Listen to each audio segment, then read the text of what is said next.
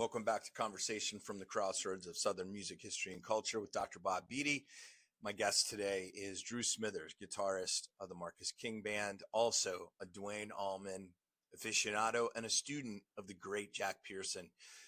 We talked about a whole bunch of stuff. We got deep into the Allman Brothers, but one of the things that Drew has a lot of experience with and was very open with is intra-band dynamics, how things work with a band beyond just what you're seeing on stage. Drew had a career straight up to the top with a band called Bishop Gunn, and boy, they fell pretty quickly, and Drew found his way into the band with Marcus King. Great guitar partnership. I'm a big fan. Y'all know that. You've seen it around here. Drew's got a lot of reverence, understanding, and love for this story. He's a Southerner, makes his home here in the South, and is in one of the kick-ass Southern bands that's going around right now. I think you're really going to enjoy this conversation. We'll start at the beginning, because I was like, where am I going to start with Drew? And we're going to start with Duane. We're going to start with the Allman Brothers and that whole thing, because my show is Long Live the ABB, Conversation from the Crossroads of Southern Music History and Culture. It's what I write about, what I do. And you're a big part of that legacy in my eyes. Like, your band is, of course, Marcus's band is, you in particular. That's where we bonded. I met you in 2014 when my dear late friend, Jules Fothergill, came to Nashville to play with Jack Pearson. And we showed up at Cotton Music. You were taking lessons. I met your wife at that time. Well, at that time, just girlfriend even. I don't even know if you were engaged. Yeah, we've been dating for a couple of years. Yeah. And you were just starting into what became what I found out to know Bishop Gunn. You hadn't really, you're like, I'm working on something. It might be big, etc. But we're going to get into that. But It starts with you like coming to Nashville with a guitar in hand, going to see Jack Pearson for us, right? Yeah. But that's journey. Where does Duane fit? Where does the Allman Brothers fit in your life, your approach, your guitar playing, that sort of stuff? Well, it definitely started, my parents weren't musicians, but avid music listeners and lovers and concert goers. And so my dad's first show was Allman Brothers at MSG in 75, I guess, had been the Win, Lose, or Draw tour. That's it. Yeah,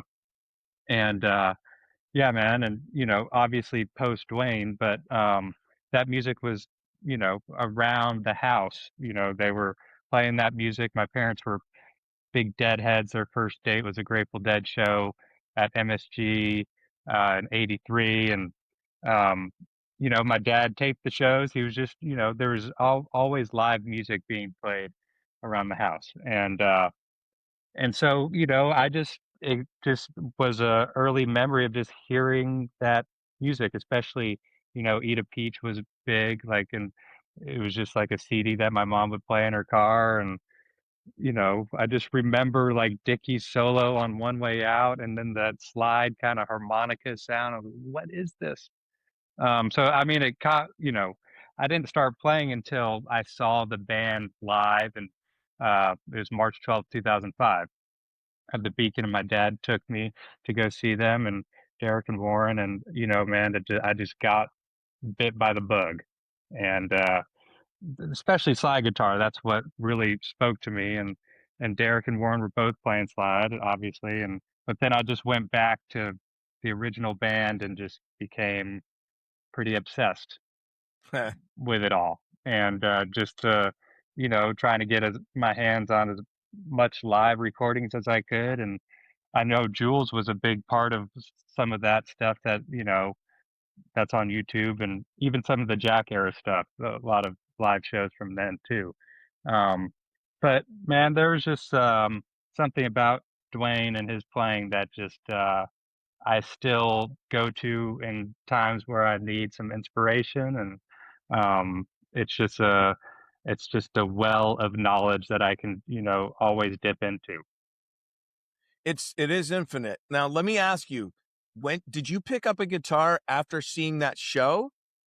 Was it were you playing guitar and it was like, oh, that's where I'm headed? I was playing guitar, but it was more like I was, I had the Jack Pearson special. I had a Squire Strat, and I would learn some chords and maybe an AC/DC song or something. But that was seeing that music live was, I remember they opened with Revival, and I was just like, man, I got hit by Yep. that train, man.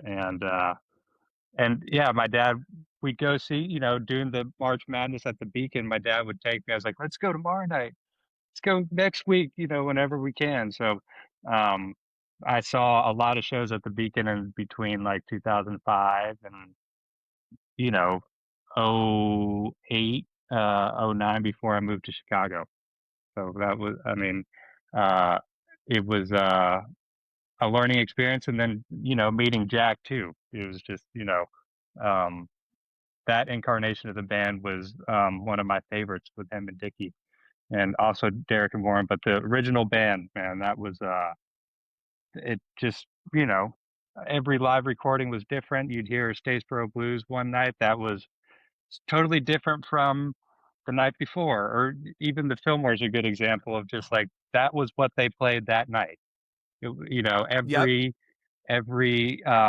though the set kind of stayed the same, and Marcus and I talk about that too, just because we found a set that works, and there's peaks and valleys, and it flows really well, and um, you know, but I think it's, you treat the song like a jazz standard or whatever. There's the verse, there's the chorus, and then the improv. You take it wherever you're feeling, and that's what that band did, man. And you know, even the two versions of Blue Sky, that were live, it was just like there was you might need to fact check me there, but there's a couple right before There's Duane two passed. very clear ones. There's Yeah. 9/16/71 and then 9/19/71 Right. from Stony Brook. Right. There's Right. a couple others. It sounds real. It's Yeah. rough.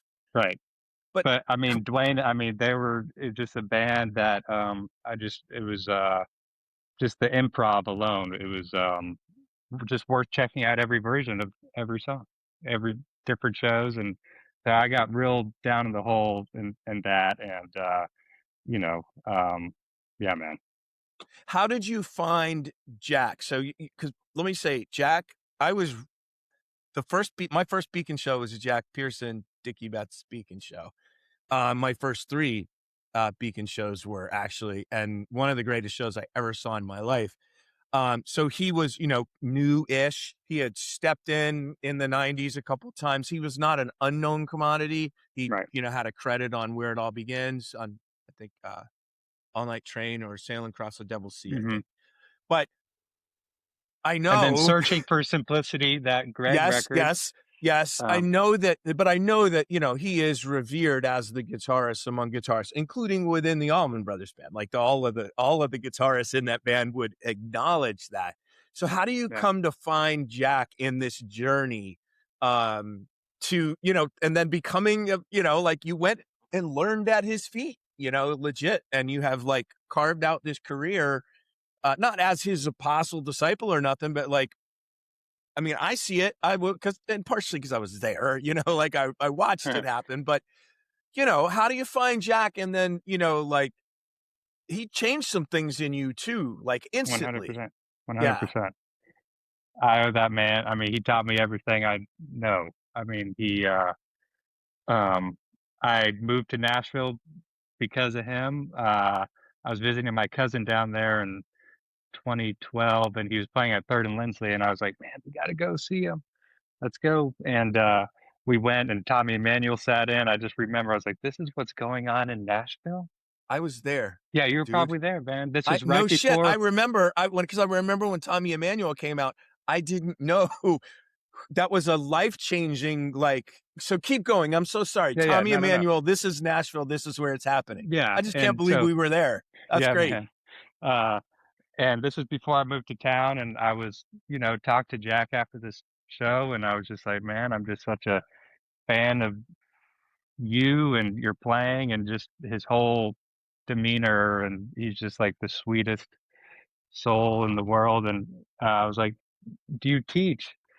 And because I was looking to move down to Nashville and wanted to little change of pace from Chicago. And And he's like, yeah. And so it was within that year I moved down and started taking lessons from him pretty immediately for a couple years straight every week. And, I was bar backing at the Bluebird at the time. So I was just, whatever tip money I had, he would, you know, um, sometimes I wouldn't be able to afford a lesson. And he would, he's like, man, just bring in a quarter. I'll teach you something. He was always willing to, you know, hang and show me something and being that kind of role model for me. And but yeah, I mean he's just like you said. I think everybody who knows Jack or has heard him play will just say the same thing. Like he's just untouchable, and he just really is so fluent in any genre he plays. I mean, whether it's like gypsy jazz or bebop or his country picking, his bluegrass. I mean, and then it's like the fusion, the Allman Brothers world, the slide guitar. I mean, he can do it all. And You showed up yeah, though playing open E, yeah, and you had learned that, I guess, from Derek. Was that your inspiration for? But you were always in yeah. open It E. was that, and I was taking lessons with this guy in Chicago, Fernando Jones, and this old blues guy, and he kind of showed me a lot of that stuff too, and Uh, but when I moved down to Nashville, Jack was like, "Why? I mean, let's take a look at standard tuning," which I was like, a G bar chord and stuff. It was like I just skipped over all that because I really wanted just to like get the slide, the singing slide thing down, and so I kind of started back over with Jack as far as like these standard tuning chords, but he also showed me all these inversions, like 13 chords and nine, just like, and how it related to open E. So then my mind could kind of like relate to playing in standard. And that's really just all I play in now is standard. Um, just kind of taking what I knew in open tuning and just kind of like reversing it a little bit. Did this is a weird question to ask, maybe, and I may not even ask it super well. Was he telling you were limiting yourself by playing in open E only, like that if you played in standard you had a much wider palette, or was he saying you're stuck here at this point and if you go over to standard tuning you are never going to like, and not that you were stuck or not playing well, but like if you want to learn, this is what you like, what Yeah, I think was there's kind of some pluses and minuses with both, with open tuning and standard, especially with slide. It's like with open tuning, it tends to lean a little more blues like, or you get those inflections like the blues inflections in there. But with in standard, you gotta like there's a lot more right hand muting because you can't just be on a fret and it sound good, you know. Uh you can. I mean, I've done it. It's like in open tuning, you're just on the 12th fret. It's like a E chord, But if you're on the 12th fret and playing all the strings in standard, it's like an E minor 7. So it could there's like pluses and minuses and right? ways that you can kind of manipulate both of them. But yeah, it was more just kind of like why just this? And let me show you some of this, and then he had some other tunings too which are so cool, man. He just he really opened my eyes just to just the possibility of like you don't have to just play slide and open tuning, you can do it in standard, and that's just kind of my thing now, which Yeah, thank you, it Jack. certainly became your career Yeah, there. And yeah, I saw, we talked about it a little bit with Jules. yeah, You got a chance to meet him.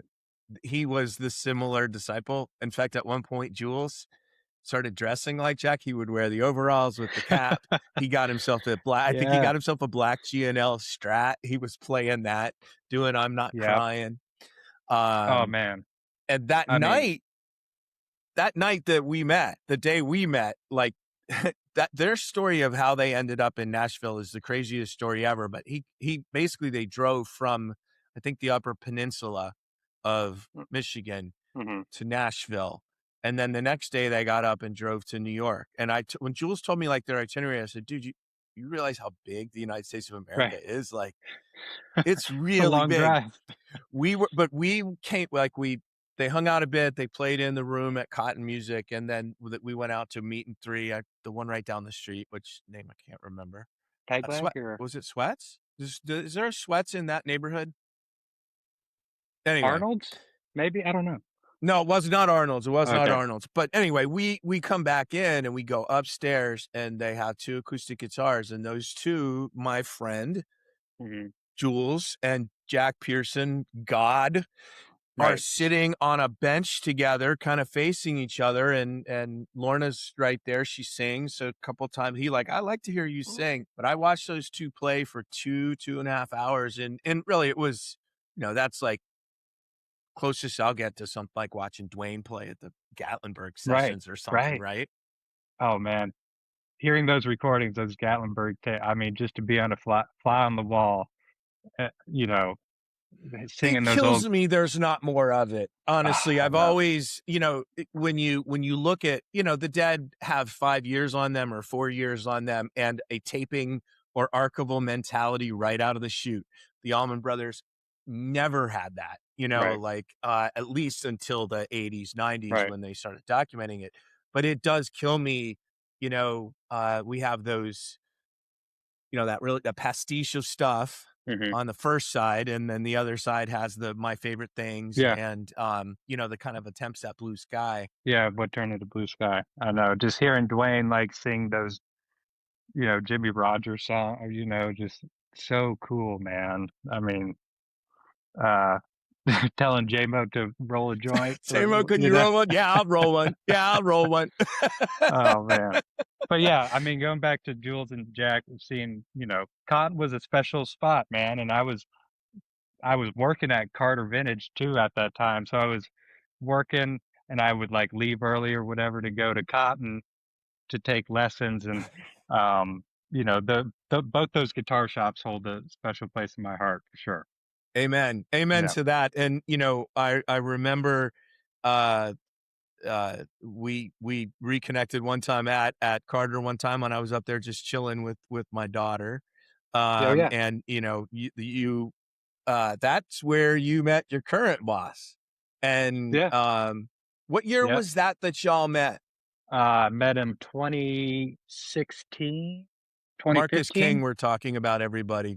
I will introduce this as well, but we should put his name into the thing. 2016. Yeah. You were still in Bishop Gunn. Yeah, yes? I was in Bishop Gunn, and we were, on and off the road. Whenever I was home, I was picking up hours at the guitar shop, and yeah, Marcus came in. I remember it was a Sunday because it was a kind of a half day, and he came in and we just hit it off talking. I've shown guitars. We're passing the guitars back and forth, whatever. And he was like, man, let me go out to the van and get you a vinyl. You listen to vinyl? I was like, yeah. And so he brought me back in his self-titled record with, and a lighter. And I was looking at the record. I was like, produced by Warren and Derek and Kofi and all these people are on it. Like, who are you, man? Anyway, so Sarah and I and a couple of the guys in Bishop Gunn actually went to the show that night. He was playing Third and Lindsley, and we went and killing band, man, and obviously just like a powerhouse vocalist and guitar player. And I was like, man, I gotta keep my eye out for this guy. And flash forward maybe fall of 2017, we had Bishop Gunn and Marcus had the same booking agent, so they put us on the road together, and we were opening up for him during I think it was the Carolina Confessions tour. And man, my favorite part of the night was just sitting in with Marcus, and we'd do some Allman Brothers Band or Marshall Tucker Band, to finish the night, and that was yeah, man. I just started hanging out with those guys, and just loved playing with Marcus. I mean, we just had like this chemistry, and and we had talked about doing like a side project or whatever it was, and um, but yeah, man. So it was that's when I met him at Carter's, and I think it was 2015 or 16, and then Bishop Gunn opened for them like the following year. So we became close and stayed in touch, obviously, and did that Capricorn studio reopen. The I forget the name they called it. It was like the reopening of the studio, Okay. and in December of 2019, and me and Marcus got to play Statesboro Blues with Taj Mahal, and I got to play Duane's Gold Top on that tune. I was like, what? But yeah, man, me and him have had some good moments together, and good, and they keep happening, There's this is interesting.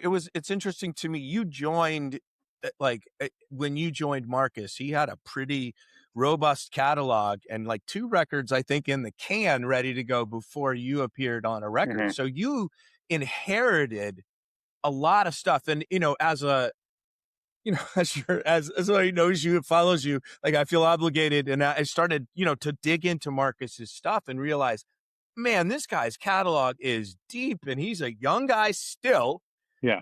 So let's, quickly, just take as much time as you want. How do you figure out where to fit yourself in? Because live, with those songs that existed before. Now you've been there a couple years now. You have your parts worked out, but how did it go? Digging this story? I know you are. Head to longlivetheabb.com, hit subscribe there, maybe upgrade to a paid membership. Vitamin ABB, trust me, I'm a doctor. Yeah, it was definitely, he had never had another guitar player in the band, so I didn't have something to study or work off of, or like it was different when I was playing with like I did some days with Blackberry Smoke, filling in for Benji Shanks, great slide player, and big shoes to fill for me. And but I had kind of a roadmap as far as what he's doing, and I was able to kind of study that. With Marcus, I didn't have any of that, and um, the first I was on the road with Blackberry Smoke when Marcus called and was like, "Hey, man, we're doing some New Year's Eve dates in Greenville, and 2 nights, and would love for you to come, and we're gonna do some dual guitar, some Tucker and some Allman Brothers, whatever." And I was like, "Yeah, man, I'd love to be there." And so he sent me like 60 tunes, but there was not another guitar player, to learn the part. So I just had to really just come up with my own parts or fit in where I could. And a lot of it was playing slide because he is such, a great, player, threading player and slide player. But so I was just like, well, I'll just find my lane with a little slide, embellishments here and there. And, but I did have a lot of questions. I remember that first gig, I was like, so man, do you want to like run through some of these, or, and he's like, man, I trust you. You got a good ear and you know when to lay out, is what he said. I was like, okay. And so, and yeah, man. And it's, that was 6 years ago or something now. And, but yeah, now flash forward, like we just had, Darlin' Blue come out as the first record that I've been a part of with this project. And I was like, now I have like my parts and stuff that Yep. that I can play, and I feel a little more confident about just my playing in the band because I have like I don't feel like I'm like stepping on anybody's toes or whatever, because there's actually like another guitar part. So it was a little different from the first time I joined to now, for sure. Yeah. You guys have adapted. And of Yeah. course, right. You did. So on the record, you worked out your own parts, wrote your own parts, and those sorts of things, like typical band type Yeah. thing. Marcus obviously did his own parts or had another person. I don't know, but like I always, he's such a great guitar player Mm-hmm. and was a 100%. solo guy for a really long time to watch the kind of synergy work itself out. And then he'll play an acoustic guitar a lot, Yeah. which I can appreciate. I'd love to strum an acoustic guitar and sing a Yeah, good man. song. He's a And great acoustic player too. Yeah. yes, so were you like you said, it's the one thing when you listen to Allman Brothers, right? You're like, it shouldn't work. 2 lead guitar players, a lead bassist, and 2 drummers. Yeah. Like that just should not be working. But everybody kind of finds their spot within the part to make it this, this whole that just sounds so beautiful. Right. Yeah. And your lineup changes. He brings horns in, he brings background singers in occasionally. How does that change or affect anything for you on those earlier songs? Did it? Yeah. It's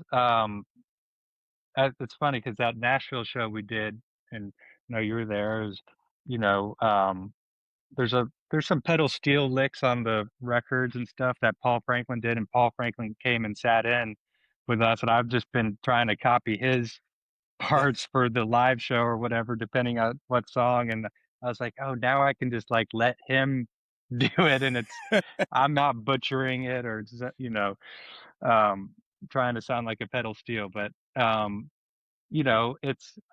love when we have our horn section, and we have Chris Spees out with us right now. We just have our saxophone player, which is kind of cool. It's like a King Curtis vibe, or Juicy Card, just like the one solo horn. But he's Don't also say singing Juicy the. Carter in my presence, dude. I just threw up But in my it mouth a reminds little bit. me of I know just what like you're saying. just like the single horn, and because sometimes it could sound naked without a trumpet or trombone or whatever it is. But whenever the full horn section is there, man, it's such a blast and just powerful, and some of them sing backgrounds too, and but Marcus, man, he's got such a powerhouse voice. Like I feel like he doesn't. I mean, the background vocals I know just lift him up, but it's just like he doesn't. I mean, he's just a powerhouse, man, vocally, and um. But yeah, I think he likes to have that big band mentality. I know Duane wanted, horns and all that,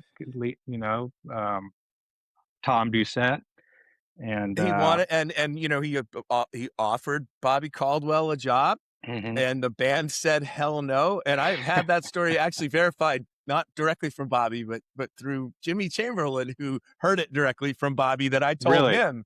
Yeah, I was like, he had put something up on Bobby Caldwell, and I said, I don't know if you know, but he was almost in the Allman Brothers. Yeah. But no, yes, I put that in the book because that was something that Tom said in Alan Paul's In One Way Out was Duane would have had like 50 people in the band, or he Right. said he would have grown the band, and I think it was Jaimoe might have said he had 50 people. Right. And that's why I was just about to ask you about that, about the band, because the size. Yeah. Like that's an observation that I'm glad that you brought Duane into it, because that's a part of it. Like you can be the hot shot guitarist, frontman,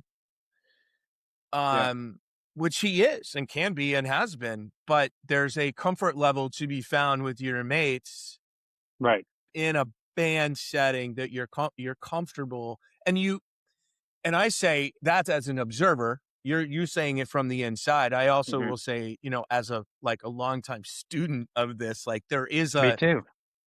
Yeah, that's true. Actually, yeah. You come to it from that same nerdy angle. Yeah. Because I am fascinated by intra band dynamics. When you look at the bands from the 60s, all of whom formed young people who all made it up as they went along, right? There was no like rock industry that you are a part of back then. And drugs and fame and success and money became a real, Yeah. But when it all comes down to it, you can't get away with that stuff these days. And right. You can't. And the other thing is, like, everybody learns, like, if you do that, it's a legit dead end, like Right. DEAD end, Mm-hmm. or it can be. Yeah. But the Yeah. thing that I always think about it with bands is it's like a marriage. You get married super young. Duane, Dickie, Butch, those guys got in a marriage, Mm-hmm. 6 people, Yeah. they lose 2, and they're stuck with each other because the only way they're truly fulfilled as artists is when they're together. Right. And playing and yeah. And that hasn't really changed, has it? No. Yeah. I agree, man. The the hang off stage has to be as good as the hang on stage, and there has to be a certain level of respect for one another, um and just getting to know one another. I mean, it's like you said, it's a marriage, it's a relationship, and you need to work at it. um you know and I think playing the gig and all that, we kind of let out our steam on stage, and it's a healthy way to do it, I think. And just the camaraderie aspect of it, like you don't want to be beaten down the road with a bunch of guys that don't care about you or what you have going on at home, and vice versa, you know um and I unfortunately had that with the previous band I was in, and I was like, this is what it's not about at all.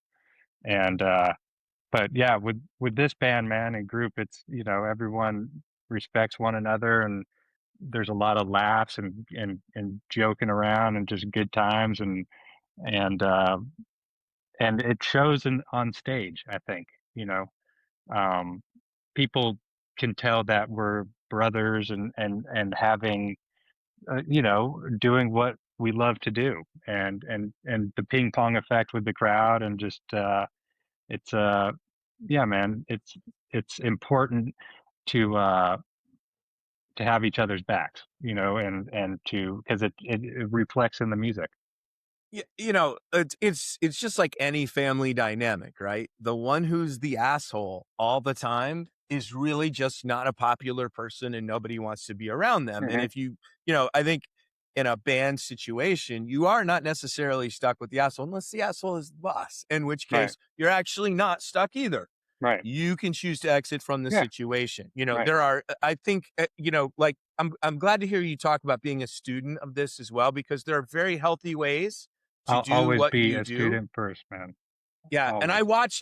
that is one of the things we've spoken about, offline a lot, like I watch how this goes, and, like, it's not an easy, like, you're a family man, you're a very low key dude. I mean, I've never seen you lamppost on your head, running down Yeah. the street crazy. You do your job. You're very professional, but you're also very friendly, fellow. You Yeah, man. seem very unaffected by everything that's around you. Where does that come from? That's a good question. I think I got a lot of I learned a lot in with the Bishop Gunn guys, and that was a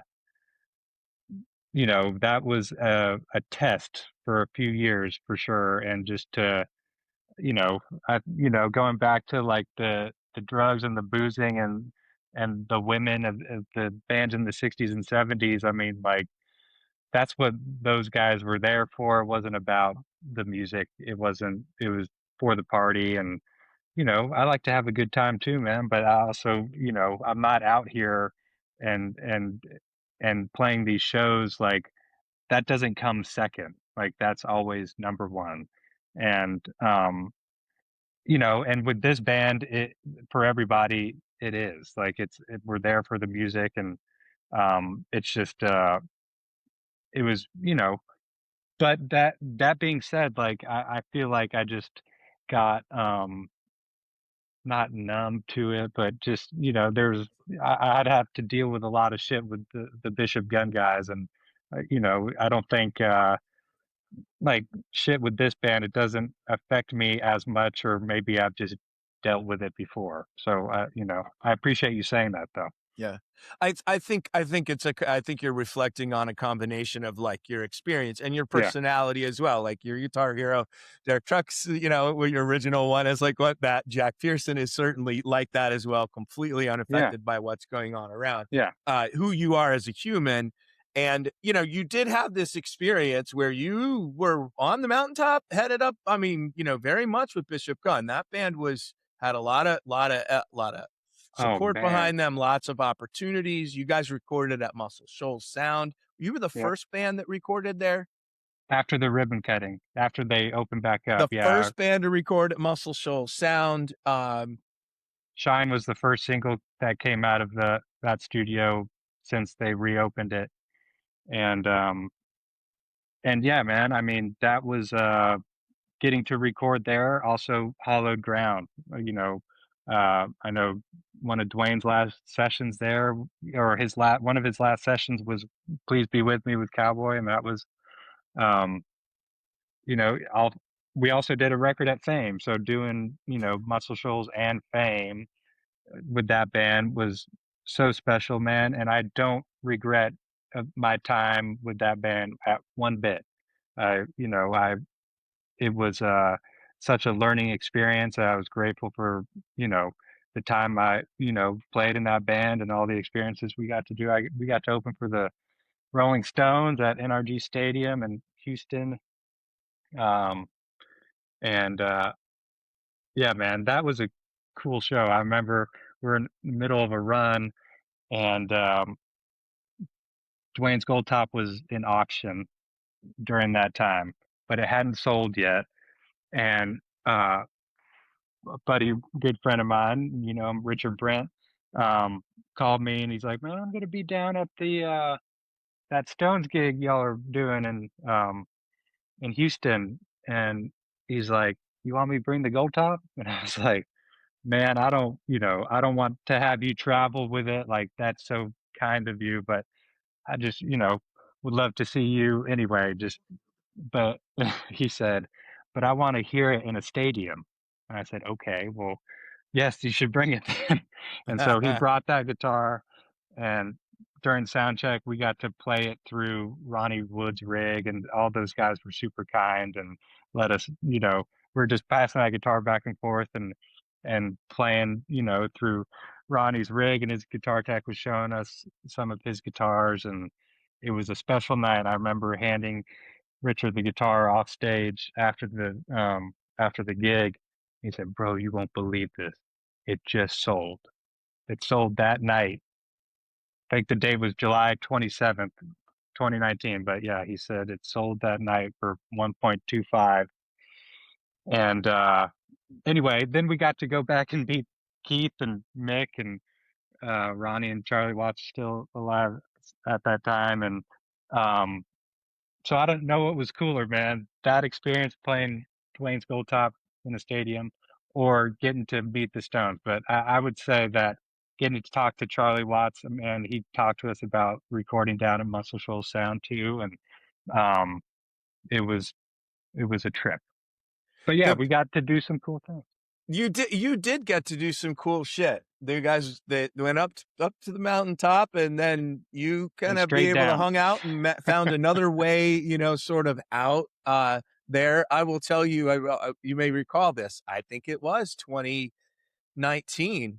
We were going to go to a Tedeschi Trucks Band show together at the Ryman, and we went to have a beer somewhere around Carter's, Uh-huh. and we were talking about, you had just left Bishop Gunn, and I was like asking you some very, just casual questions about it. And then we started talking about Marcus, and you go, "Marcus needs to hire me." And I was like, "Yeah, he I does." said, that's funny. Maybe I was, because yeah, that must have been 2020 because I Okay. remember leaving Bishop Gunn on Valentine's Day,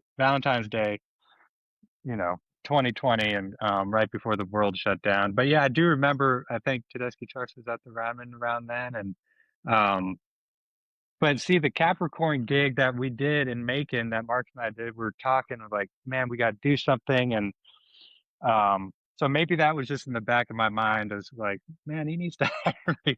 Part Well, of me just needed to get a gig again. yes, like, look, dude, this is the way I see it: is you had lost the gig, Yeah. I and jumped out before the ship sank, and right it there, sank. and the fact of the matter is, the gig was over, and you were going into new territory, and that is the direction that you naturally go. I would imagine you'd go find a guitar partner.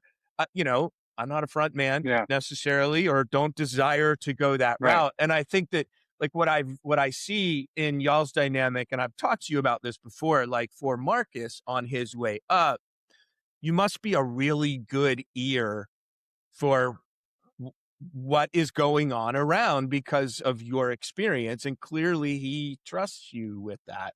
I'm not asking you, Yeah. like, I don't want to get into the depths of your relationship, but Yeah. that seems to be the case. For sure, man. There's a lot of mutual respect for one another, and um, for me, just coming in as a second guitar player in the band, and him not having one before, like, I don't take that lightly. And that, um, we're both completely different players too, but come from the same drinking well, and so there's all like what we're listening to, like it's, or what we grew up with, it's, embedded in us and all that. And um but like when it comes to like improvising, I mean, like it's, we could always meet back up, but we'll go separate, we'll take it completely different, from night to night, whether he takes one or I take one, or they'll, yeah, it's funny how that works. But being like coming from the same kind of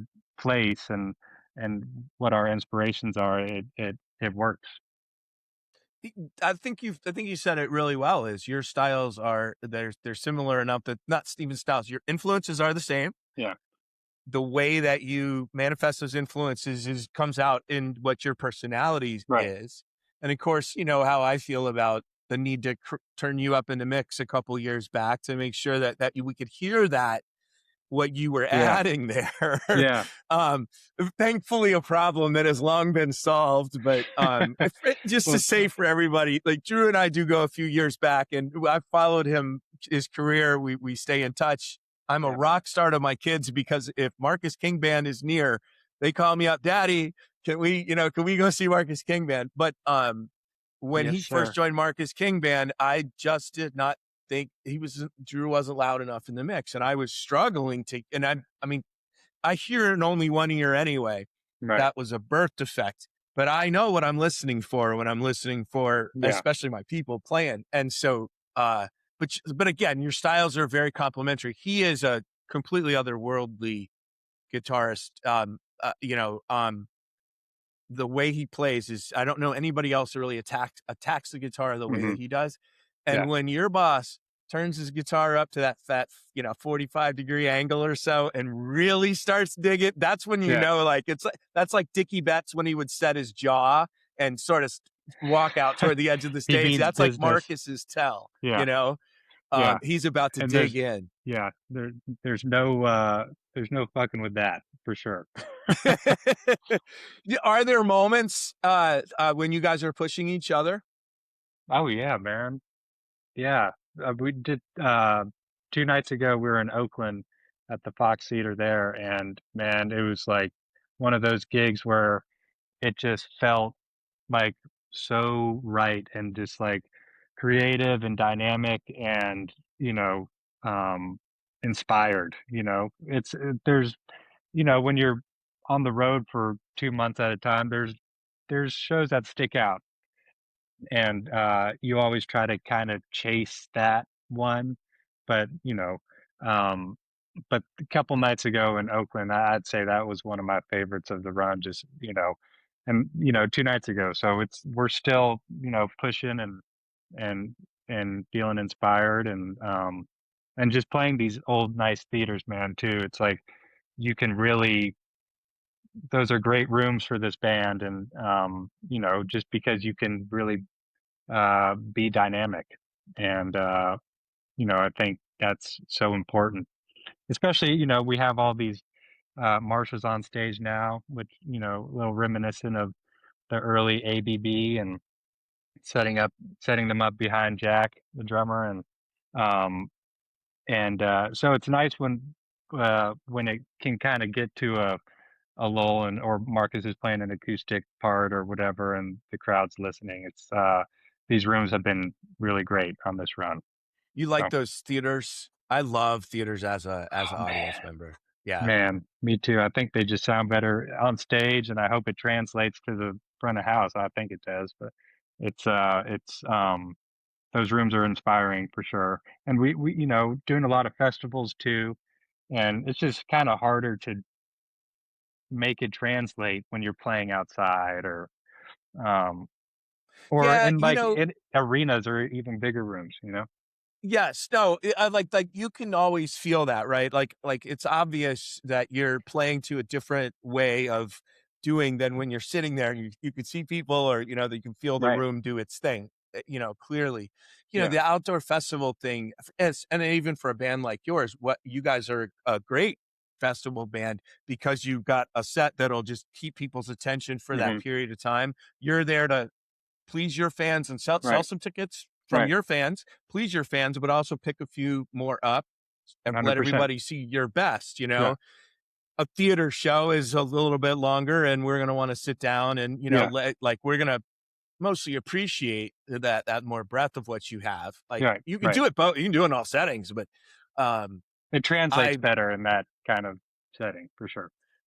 Just like it would if you guys were sitting here playing in my room, in my basement office, right? Like 100%. If I was listening to you, watching you, feeling the air move out of the amps. Yeah.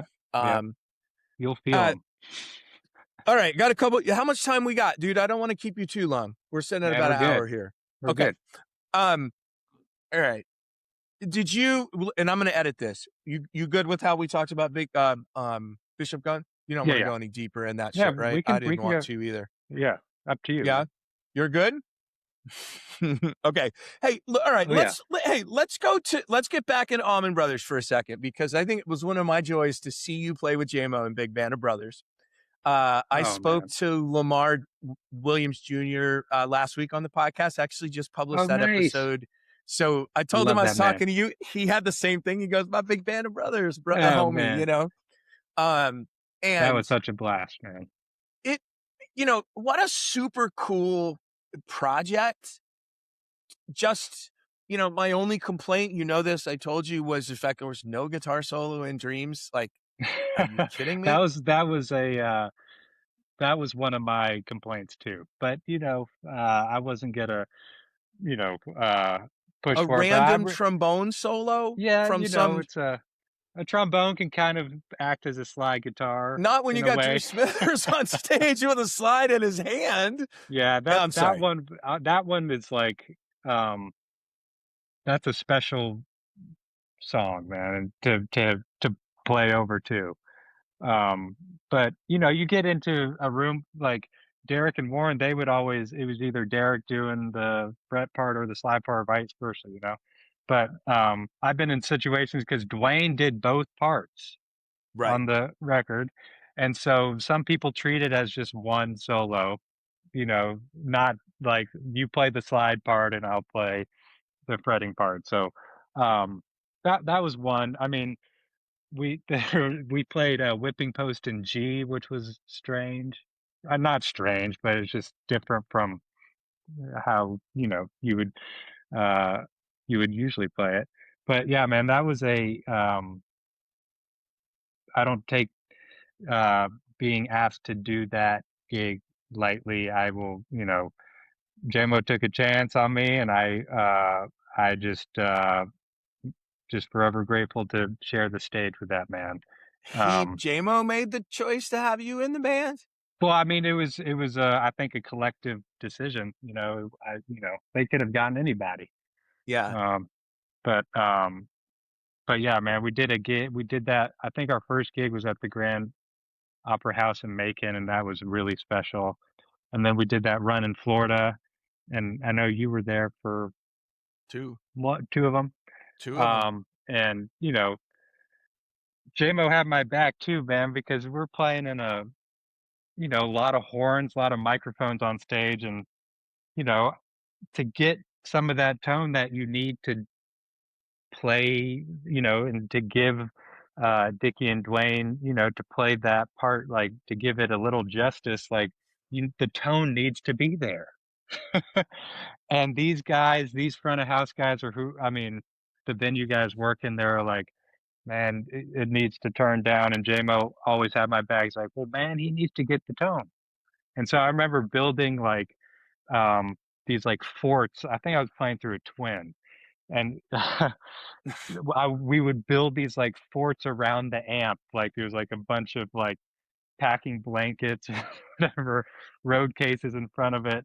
But we got there. I Yeah. was. But I remember he had my back, man, and just to be able to travel with him in a 15 passenger van with him and Lamar down down Florida, and just hearing stories, or just just to be part of a day in the life in that man's world. I mean, I'm just grateful to be a part of his orbit for a little bit, man. It For was a sure. super cool project, and I spend a lot of people will send me Allman, the clips of tribute bands and all these things and all. It's great. I have no criticism about it, right? People know I love this band, and so their legacy is continuing on in a lot of ways, right? Yeah. You playing Ramblin' Man with Marcus, maybe one of these days we'll hear Outskirts of Town again at a rehearsal or something.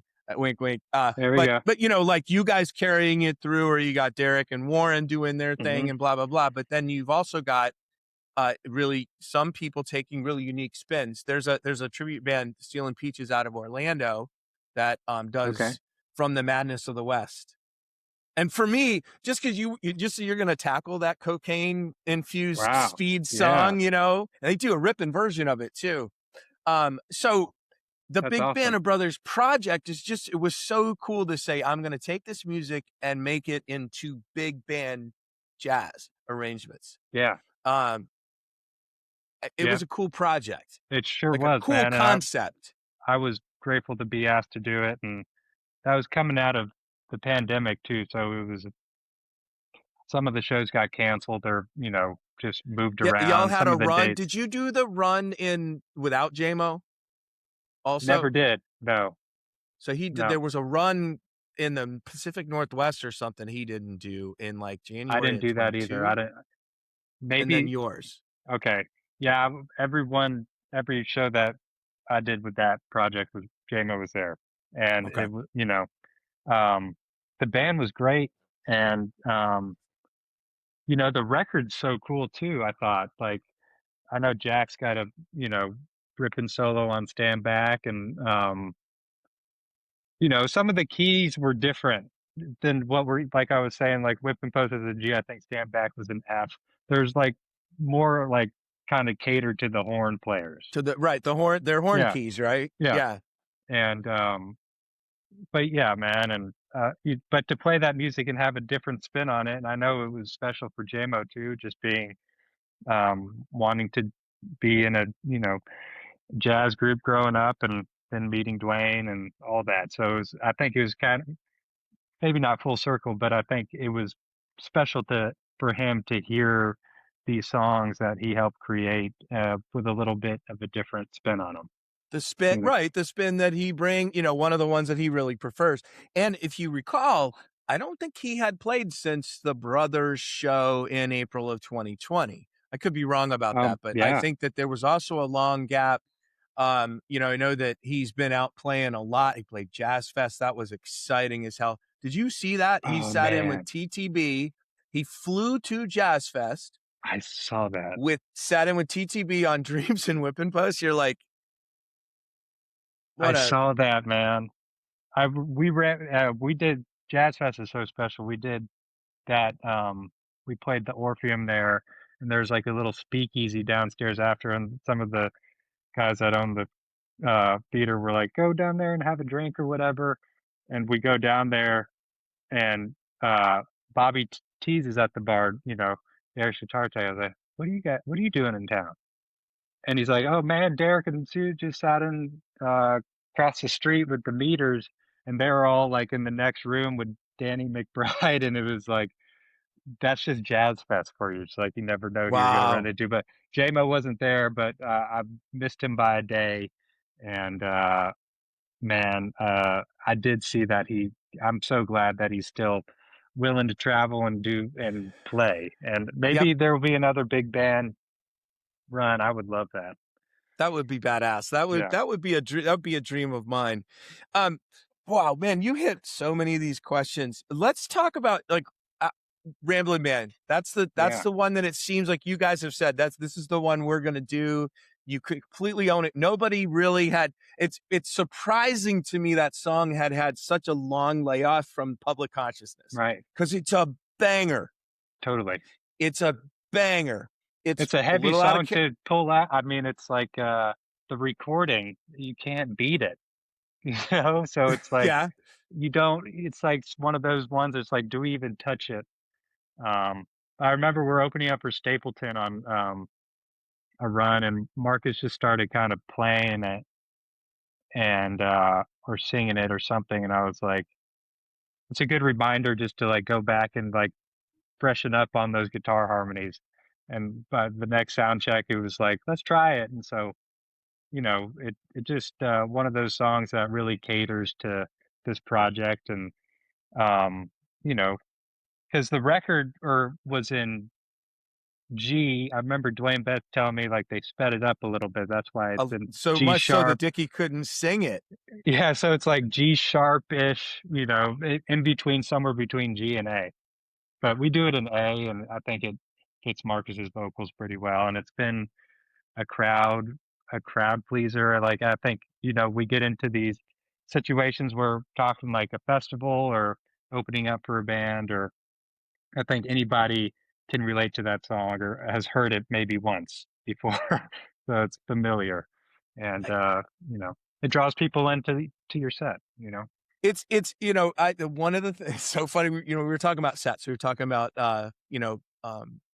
festivals. I love them because when I'm going to a theater show, it's church. I'm going to church. I'm paying attention. I don't want to be distracted. I don't need balloons. I don't need any of that. Just want to go listen to my music. Right. Yeah. When I go to a festival, I don't have that like often hanging over me. Even when I want to see my band, I know that I am there among, more people and whatnot. Right.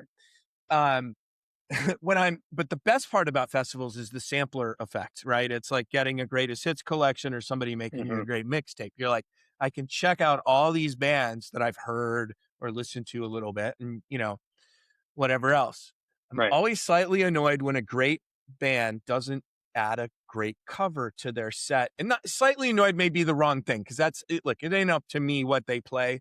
I'm just appreciate a great cover for what it is, which is, here's a little gift to you, something you already know and you're going to enjoy, and we fucking love it too. Exactly. And it's just like a connection, if not anything else. Just like, okay, well, the crowd can see what we're listening to or where we're coming from, and if they like that song too, then maybe they'll like one of our original songs even more because of it. There's something to be said about putting a good cover in the set.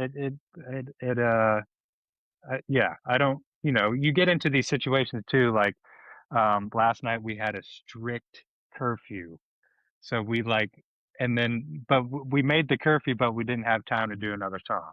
So it's like, we want to do one more, and usually Ramblin' Man's like the last one, but it was still a good crowd. But there was also a dB limit last night too, so we had to turn down. But I think we didn't end up paying a fine, so that's good. I do remember one time when Marcus had gone over like 2 minutes at the festival set down there in Florida, and there was a little bit of like chitter chatter, like he had kind of pissing people off for pushing the limit. Sometimes there's no clock on stage, it's like, I didn't know we got to finish the song though. But you never know what you're getting into. But sometimes, maybe those bands did have a cover in mind, but didn't get to it. I don't know. Okay. I thank you. I will accept with grace. It was my chance to say how much I enjoy like a really well placed cover in a set, something like unique and different, or and just maybe their own earlier take in the set too, so people can relate to the rest of your set, and maybe if it's just not at there's the end. you've obviously spent some time as you play guitar looking out and pondering these questions about sort of how does this work, right? Yeah. Marcus happens to be a great front man who does, he's got the crowd thing going. He's been doing this, despite how young he is, a long time. He's been a band leader. Yeah. The Ramblin' Man has so a couple times I've seen it, like back when Warren first joined the band, he always wore a vest to get his slide out of, but Derek forward, it's just been in your pocket. Everybody's done it. And I've watched you a couple times because that's a tricky ass lick to be playing. You're playing with your fingers, not a pick. You're doing the harmony licks, and then all of a sudden you got to reach in that pocket and pull that slide out and hit that. Sometimes it's deeper than you think too when you reach in that pocket and you're like, oh no, it's a little bit. What's that feeling like, Drew? Share that feeling with the masses. I don't know. If you get it in time, then there's no better feeling too. But sometimes, you might be just a little late, and hey, we're all human here. But yeah, man, it's to play that song and the guitar harmonies at the end and like the big slide, that Dickie does. I mean, it's iconic, and it's just. I mean, as a band, I would say it's like one of our favorite songs to play right now. Yeah, and you have to enjoy. Let me back up. Yeah, I was just reading this quote about this guy who saw the Allman Brothers in September of 1960. I'm going to read it to you actually, because you will be like, "Are you kidding me?" What year? 69? They opened. This is 69. This is September 69 in Tampa.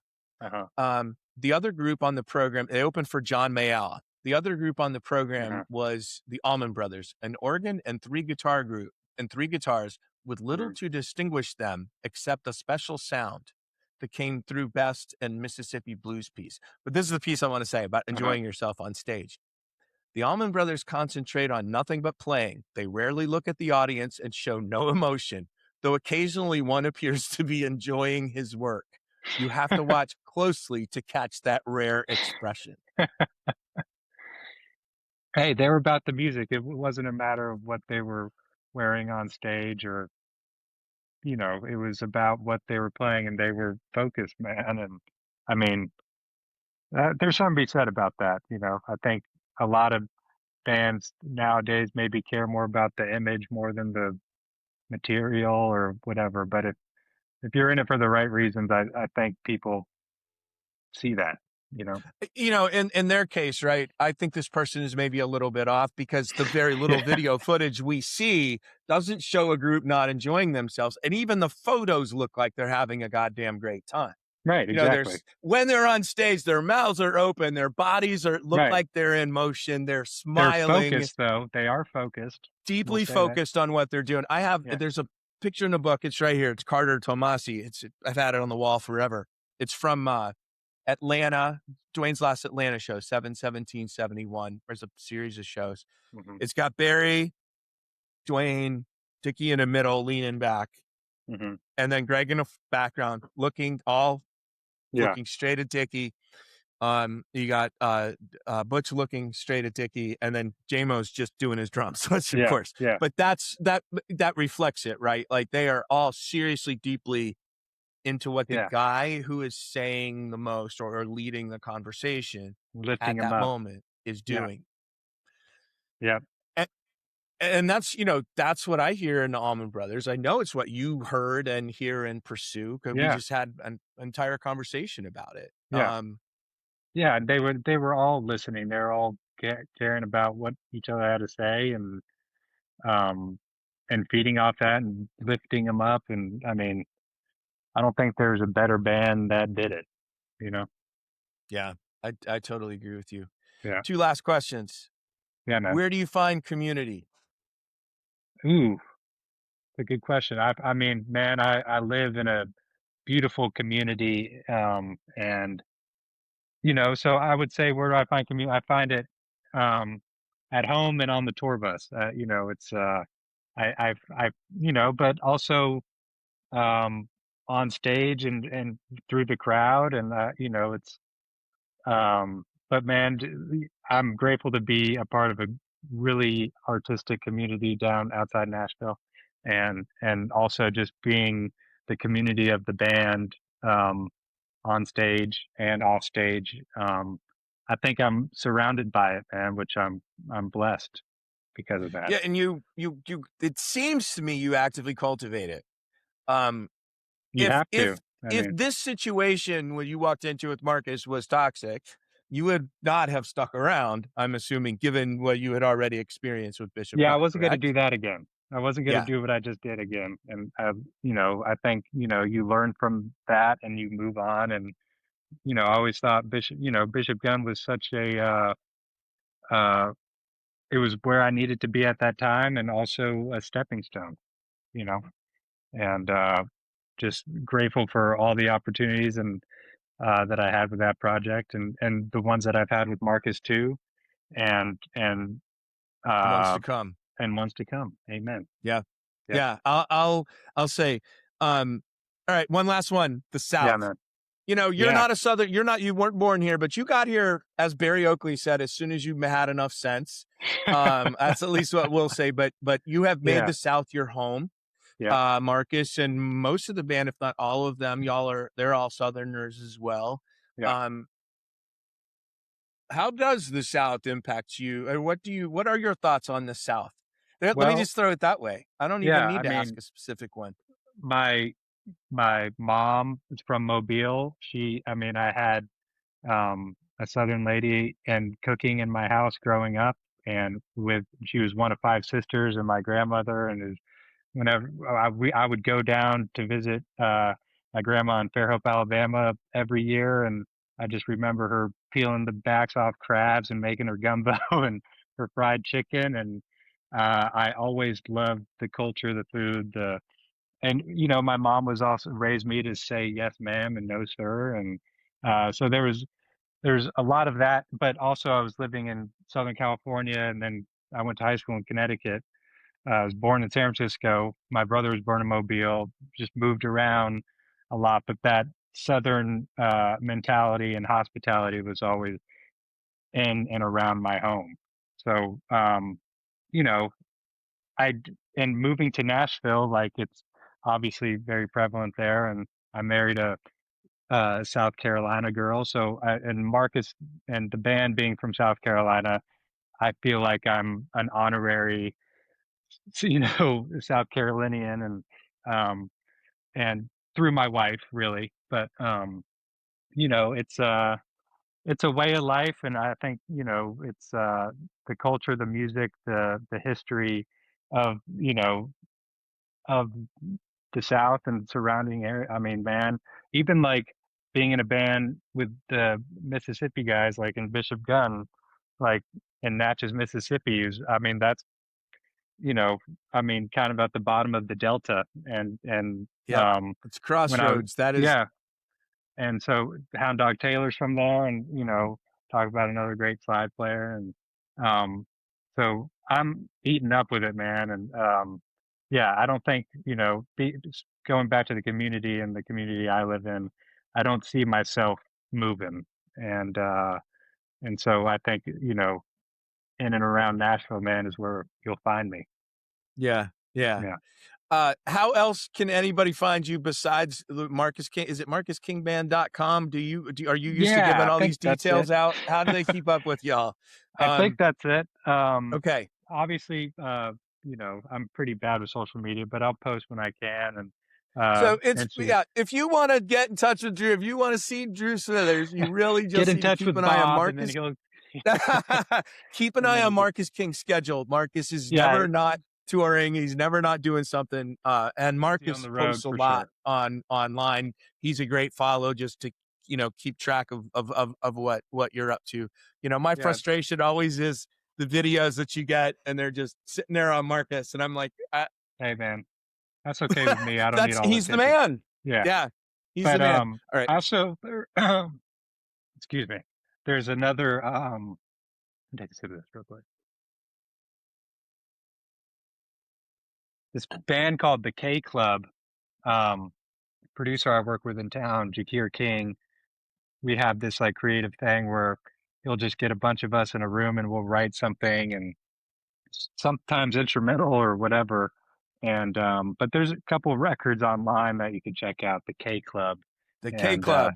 yeah, and we're gonna do some stuff later this summer. So I'll be looking forward to that, getting back in the studio and flexing that muscle. So Yeah, good deal. Good deal. All right. I'm gonna put stop